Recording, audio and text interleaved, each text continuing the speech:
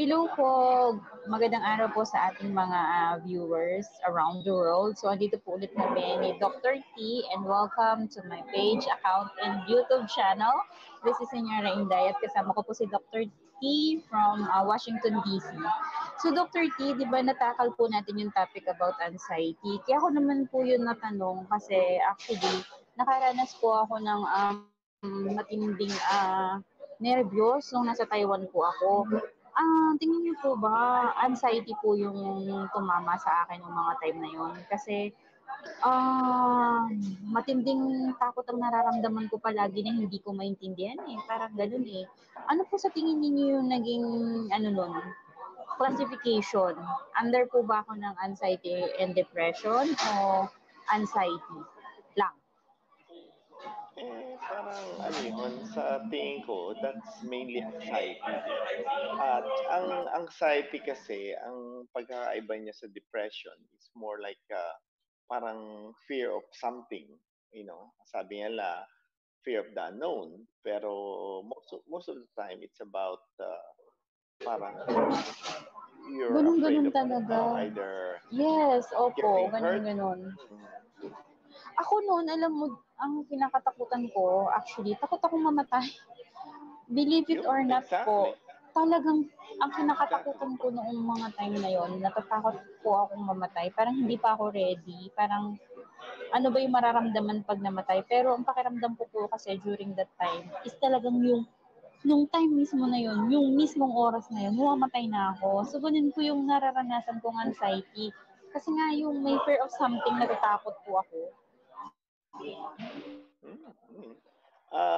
That's actually more like panic attack pagka yung you're really, really, parang severe form of anxiety yun, yung panic attack. And yun ang most common manifestations is your fear of dying, your fear of parang suffocating. You can talk, pero sabi mo, I can't breathe, I can't breathe. So, obviously, you can breathe because you can talk. Example lang yun. But ang importante kasi sa anxiety, in contrast to depression, usually may triggers. Anxiety may triggers. Ang depression, walang triggers eh. Ang anxiety kasi, most of the time, merong either traumatic events o merong, let's say, bad news or let's say change like job loss or relocation to a new place. Ganun ang anxiety. Dok, yun po bang anxiety at saka panic attack, iisa po ba yun? Ay, they're similar, pero pag sinabi mo ng panic attack, yun na yung parang worst form of anxiety. Kasi anxiety minsan, like, you're anxious dahil may exam ka, hindi naman panic attack yun dahil may exam ka lang, you're just anxious. Ano po ba yung mas worse? Anxiety o panic attack? Siyempre panic attack. Kasi ang panic attack is more like, ano na yan eh, parang it's a more severe form of anxiety.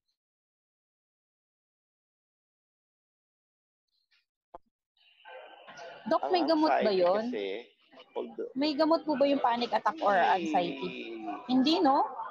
Walang, parang... Meron naman, pero that's really at the domain na yan ng mga specialist. Opo, kasi nung time ko po kasi, actually, Doc, i-share ko lang yung story ko. Nagpa-doktor po ako, pero parang hindi ko na tinake yung medicine ko kasi parang hindi naman po, parang hindi po siya nakaka-help sa akin. Parang pinapatulog niya lang ako. Paggising ko, ganun pa rin po. May anxiety pa rin ako. So, hindi ko na siya tinake. Kaya parang sabi ko, may gamot ba tong na-experience ko ngayon o kailangan ko lang talagang i-improve yung sarili ko? Sometimes parang ganun, no, Doc? Kailangan mo rin labanan.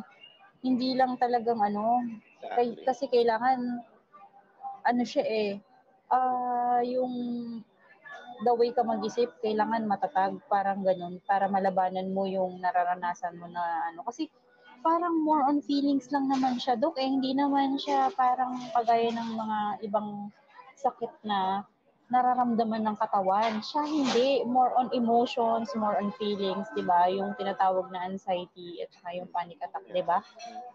Tama ba ako, Dok? Pero tama 'yun at saka tama yung resilience. Isa sa mga therapy 'yun, eh, i-build mo yung resilience mo. Oo, Patitibayin tama mo nga yung yun. Yes, emotion opo. mo. Oo, exactly. Oo, ganun. So, Dok, ang panic attack po ba nakakamatay?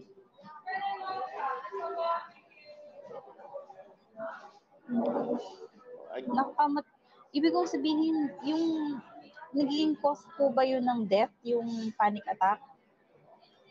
O yung again? anxiety? Ano sabi?